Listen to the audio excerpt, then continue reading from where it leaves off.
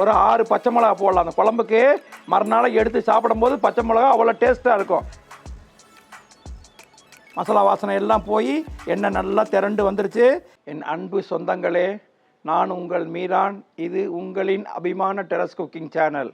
இன்றைக்கி நம்ம கிராமத்து மீனவ மக்களின் ரொம்ப பிரியமாக செய்யக்கூடிய கிராமத்து முறையில் உள்ள எறா குழம்பு செய்ய போகிறோம். அதுக்கு என்னென்ன பொருட்கள் தேவைங்கிறத பார்க்கலாம் வாங்க. எறா சுத்தம் பண்ணி கழுவி மஞ்சள் போட்டு வச்சுருக்கோம். தக்காளி, பச்சை மிளகா, கருவேப்பிலை, பூண்டு, புளி, சாம்பார் வெங்காயம், உப்பு, மஞ்சள் தூள், குழம்பு மிளகாய் தூள், எல்லா மசாலாவும் தனியாக சீரகம் சோம்பு எல்லாம் போட்டு நம்ம அரைச்சி வச்சுருக்கோம். வெகு விரைவில் நம்மளுடைய மசாலா நம்ம வீடியோவில் அப்லோடு பண்ணுவோம். தனி மிளகாத்தூள், சோம்பு, வெந்தயம், கொத்தமல்லி, தேவையான எண்ணெய், இதுக்கு தேவையான பொருட்கள். இப்போ இது செய்யும்போது என்னென்ன பொருள் என்னென்ன அளவு தேவைங்கிறத நான் செய்ய முறையில் சொல்லிக்கிட்டே வரேன். இப்போ வாங்க செய்ய போகலாம்.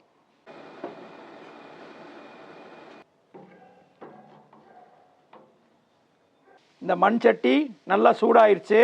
இப்போ 150 ml ஆயில் விடுறோம். நீங்கள் 200 ml கூட விடலாம். ஆயில் கொஞ்சம் கூட இருந்தால் மறுநாள் இந்த எறா குழம்பு மறுநாள் கூட கெட்டுப்பாது நல்லா இருக்கும். சாப்பிட சாப்பிட நல்லா இருக்கும். மறுநாளைக்கு இன்னும் அருமையாக இருக்கும். ஒரு சின்ன ஸ்பூனு சோம்பும் வெந்தயமும் போடுறோம். சோம்பு வெந்தயம் நல்லா பொரிஞ்சு வருது. இந்த டைமில் கொஞ்சம் கருவேப்பிலை போட்டுங்க.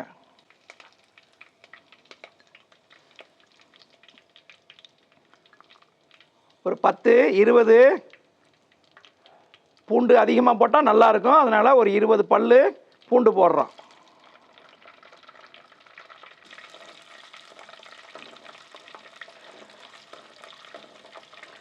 ஒரு 150 கிராம் சாம்பார் வெங்காயம் போடுறோம்.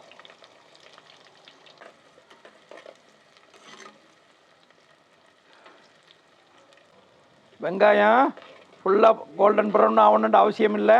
நல்லா வெங்காயம் வதங்கி கண்ணாடி பதம் வந்தால் போதுமானது. வெங்காயம் இந்த அளவு வதங்கினா போதும். பாருங்கள், இந்த அளவு வதங்கினா போதும். இப்போ இந்த ஸ்டேஜில் ஒரு 1/2 ஸ்பூன் மஞ்சள் தூள் போடுறோம். தனி மிளகாய் தூள் 1 டீஸ்பூன் ஃபுல்லாக போடுறோம்.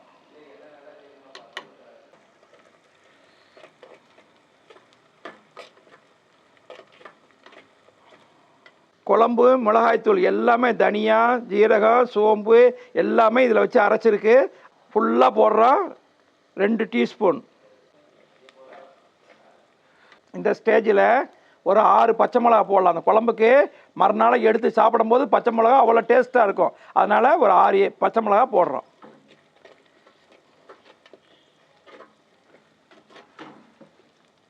இப்போ 2 நல்லா பெரிய சைஸ் தக்காளி 2 பழம் போடுறோம். இந்த தக்காளி மசாலாவுக்கு இப்போ தேவையான உப்பு, கல் உப்பு போடுறோம். உப்பு அவங்கவுங்க தேவைக்கு தகுந்த மாதிரி பார்த்து போட்டுங்க.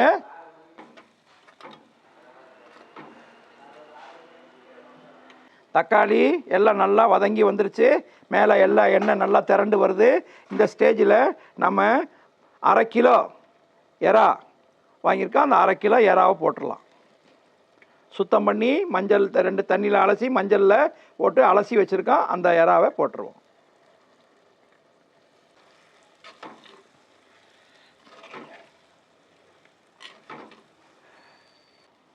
நல்லா இந்த எண்ணெய் மசாலாலேயே இந்த எறா நல்லா அதிலே பிறண்டு வந்தால் இந்த மசாலாவுடைய ருசி வாசனை எல்லாம் அந்த எறாவில் நல்லா அப்சர்வ் பண்ணிக்கிறோம்.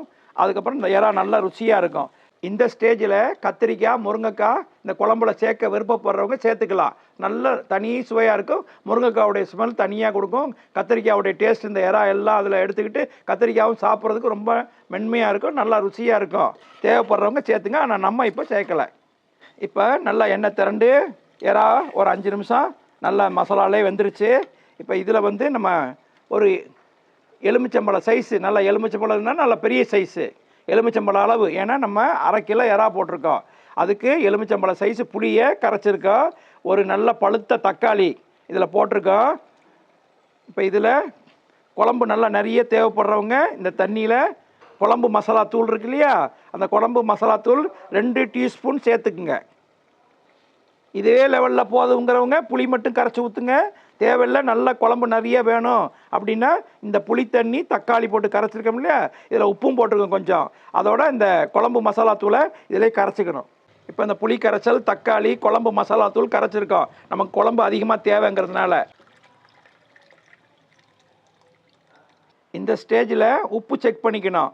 எப்படி எவ்வளோ வேணும், எவ்வளோ உப்பு நல்லா செக் பண்ணி அவங்கவுங்க தேவைக்கு தகுந்த மாதிரி உப்பு சேர்த்துக்குங்க. இப்போ உப்பெல்லாம் டெஸ்ட் பண்ணியாச்சு, செக் பண்ணியாச்சு. நல்லா கரெக்டாக பர்ஃபெக்டாக இருக்குது. புளிப்பு கரெக்டாக இருக்குது, உரப்பு கரெக்டாக இருக்குது. இந்த ஸ்டேஜில் கொதிக்கட்டும். ஒரு 5 நிமிஷம் மூடி வைக்கலாம். கொதிச்சிருச்சு. மசாலா வாசனை எல்லாம் போய் எண்ணெய் நல்லா திரண்டு வந்துருச்சு. எப்போவும் எந்த குழம்பாக இருக்கட்டும், மட்டனு, மீன் குழம்பு, எந்த குழம்பாக இருந்தாலும் எண்ணெய் திரண்டு மேலே வந்துட்டாலே மசாலா ஃபுல்லாக வெந்துருச்சுன்னு அர்த்தம்.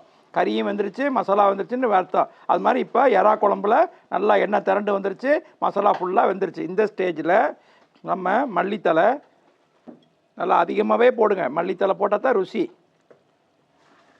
தீயை ஆஃப் பண்ணிடுவோம்.